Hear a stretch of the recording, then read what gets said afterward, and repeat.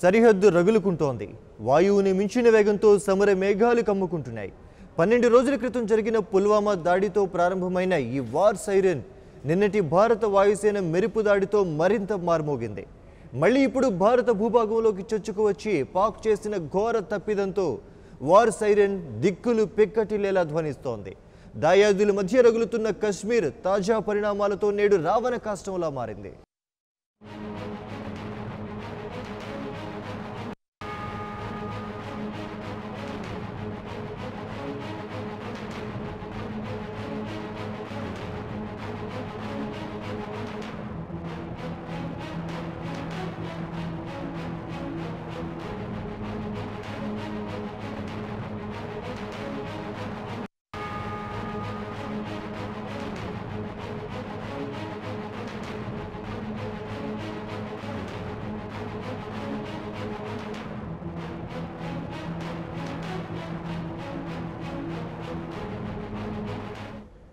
భారత్కు గుణపాఠం చెబుతామని పదే పదే చెప్పుకుంటూ లేని ప్రగల్భాలు పలుకుతున్న పాకిస్తాన్ అన్నంత పని చేస్తోంది.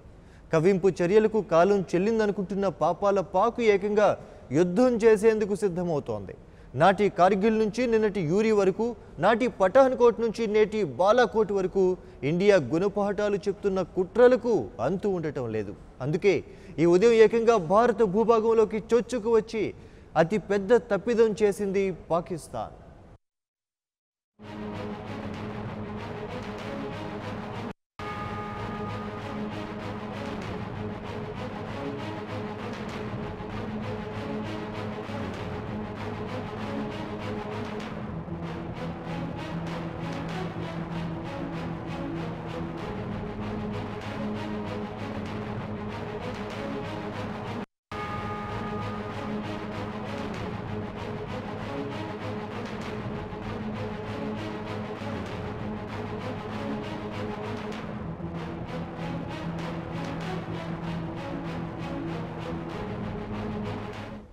పూంచ్ రాజౌరి సెక్టార్లను టార్గెట్ చేసుకున్న పాకిస్తాన్ తన F-16 యుద్ధ విమానాలను భారత భూభాగంలోకి పంపింది.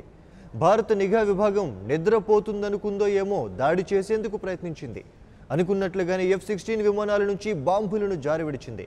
అయితే ఎలాంటి ప్రాణ నష్టం సంభవించలేదు.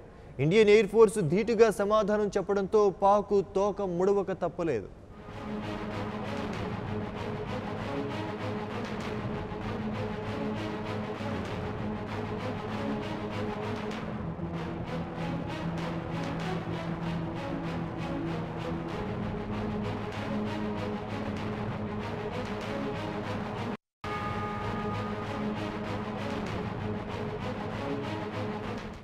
పాక్ దుస్సాహసంతో సరిహద్దు రణరంగంగా మారింది. ఊపిరి తీసుకోవాలన్న భయపడే స్థాయికి తీసుకొచ్చింది.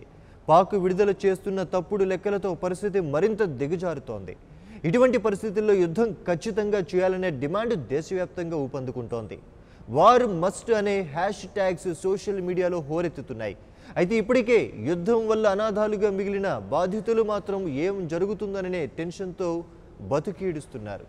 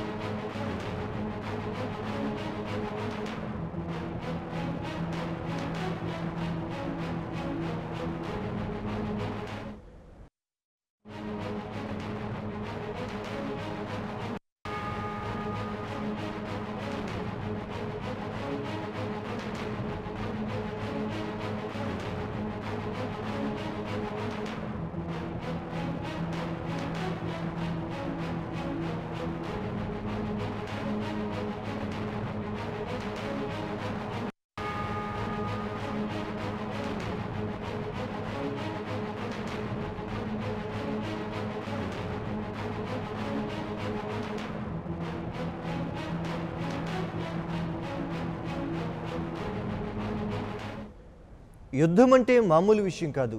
రెండు దేశాల్లో ఎవరు సమరానికి సిద్ధమైనా సరే నష్టం భారీగానే ఉంటుంది. ఒకవేళ యుద్ధం అణురూపాన్ని సంతరించుకుంటే అది మరింత భయానకంగా ఉంటుంది. ఎందుకంటే బాంబులేస్తే ధ్వంసమైపోయేది రహదారులు, భవనాలే కాదు, అప్పటిదాకా తలెత్తుకున్న నాగరికత్వాలన్నీ పడుతూ లేస్తూ ప్రయోగాలు చేస్తూ దాటొచ్చిన తీరాలన్నీ నెత్తిడితో తడిసిపోతాయి. నడుస్తున్న జీవితాలే కాదు, నిద్రిస్తున్న బతుకులు సైతం తుది వీడ్కోలుకు నోచుకోకుండా బీభత్సంగా అంతరించిపోతాయి.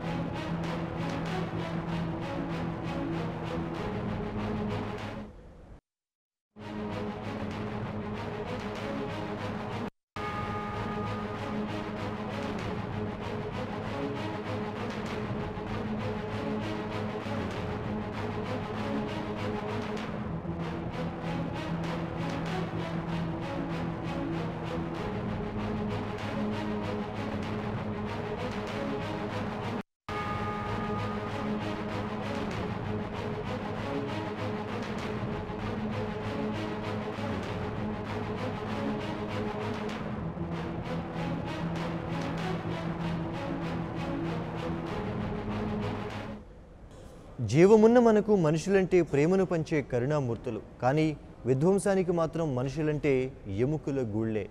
బుల్లెట్లైనా బాంబులైనా సరే శకలాలుగా పేలిపోతారు.